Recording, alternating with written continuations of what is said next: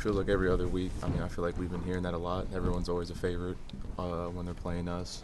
But I feel like that's just something to carry on our shoulders, a chip on our shoulder, and we just have to make sure we keep preparing for this game like we do every other game. What's the most maybe annoying thing you hear people say about Wisconsin's program? Annoying thing? Is that something that, Just the fact that we're overlooked. I feel like we're always overlooked. People are always just sleeping on us, I feel like, and that's just one of those things.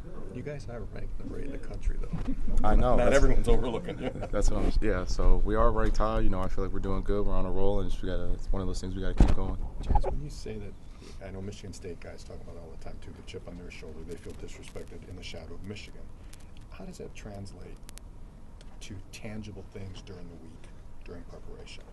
It just makes you lock in even more, makes you focus and prepare even harder than you usually do. It's just it's one of those internal things that just drives you to do even more and make sure you keep striving to be the best you can. Jazz, how tough were those catches on third down? Pretty easy with the way Alex seemed to be kind of always put on the right spot for you. Did you have to work very hard for any of those catches? No, I mean, like you said, you put them in the perfect spot, so it just feels very routine. Just feels like practice most of the time when they look that easy like that. So I wouldn't say they were tough at all. You guys were able to convert third downs against Michigan State, a lot of third and longs, in fact. But have you looked at what Michigan does on third down defense? They're number 1 in the country. People have converted 12% against them. Have not looked yet, but okay. we'll be starting today. When that number 12% jumps out at you, what do you automatically think of? Because that's for teams to only convert 12% is pretty incredible. I think about what we can do, and I think about what I know we can do, and I know we can convert third downs, and I know we can make plays anywhere on the field. So that 12% was 12% against other teams.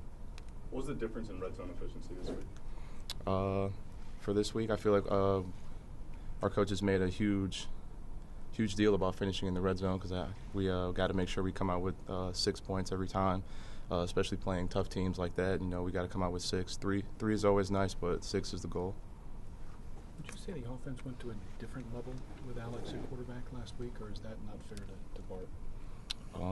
To a different level, I don't know if I could say that yet or make any comparisons or things like that yet, but he did a great job with his first start, and he got us the win. Jazz, when Alex first got here, did anything jump out to you about him?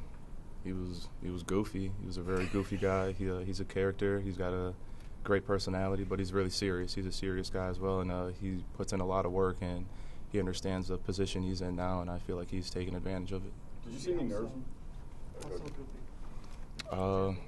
He's always cracking jokes. He's always doing little things when people aren't looking, just to gives you that face and things like that.